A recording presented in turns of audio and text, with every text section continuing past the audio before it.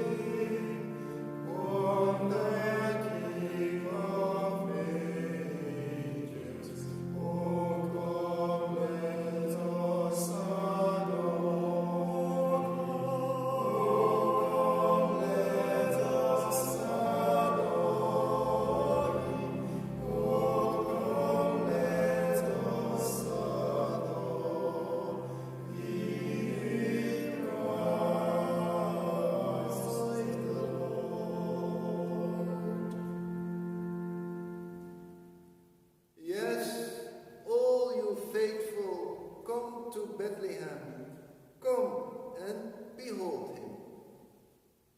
Indeed, we not just come to see the newly born, we are thirsty for him.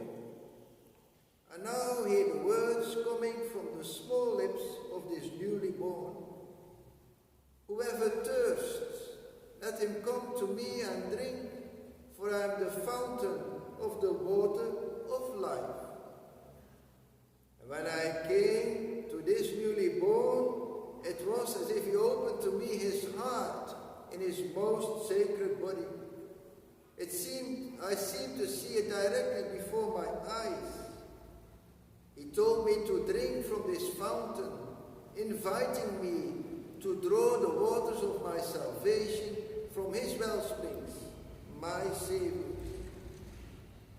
After daring to approach his most loving heart and plunging my thirst in it, I received peace, love, and the strength to persevere. Surely this small newborn calls us to come to him and drink, because you cannot pass through this mortal life without pain and thirst. And so it is for this newborn being like us in our human nature. But because his human nature is united with the divine nature, he becomes the way to the Father. And so Jesus tells us, no one can come to the Father except by me. Therefore, whoeversoever thirsts, let him come to me and drink. Let us look again into the invitation. Whosoever thirsts, let him come.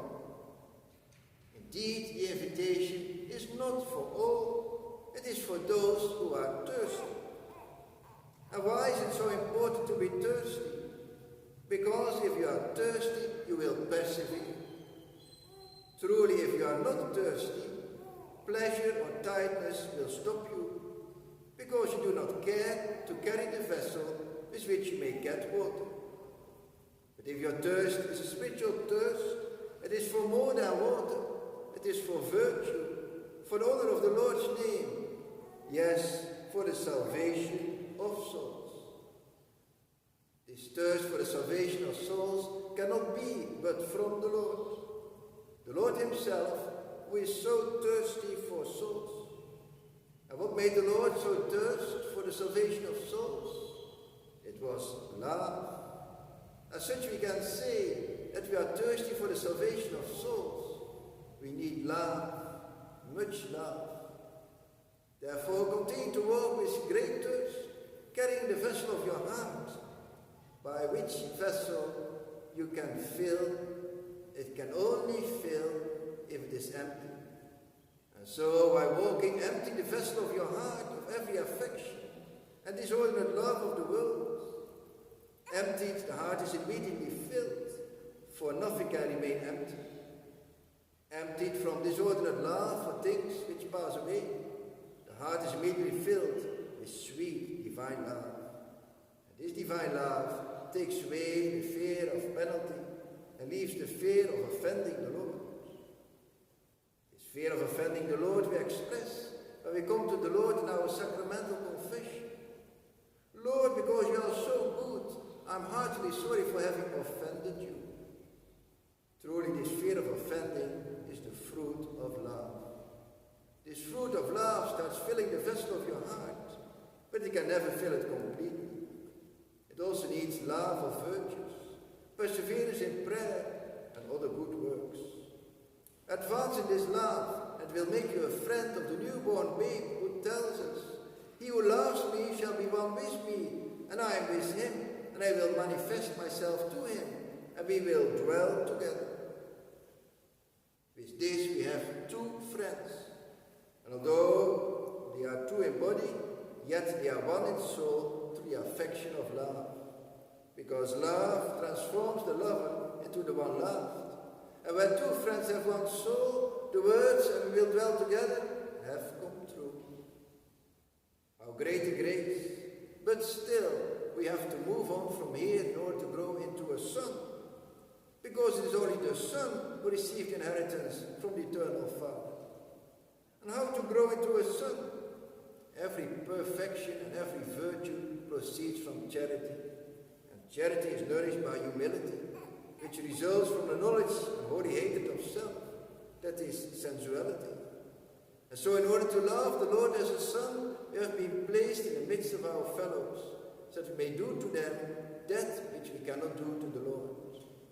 That is, he gives us the opportunity to express our love for our neighbor through charitable deeds, without expecting any return from him. And what we do to him counts as done to the Lord. Indeed, the same love for which we love the Lord, we must love our neighbor. Having grown into a son or daughter of the Lord, we appear to the newborn babe as a brother, and so form the family of God. May this Christmas be for you a true family feast in the unity of God our Father and Jesus Christ his Son and our brother, and filled with the spirit of love who fills us all. And so to each and every one of you, a Merry Christmas.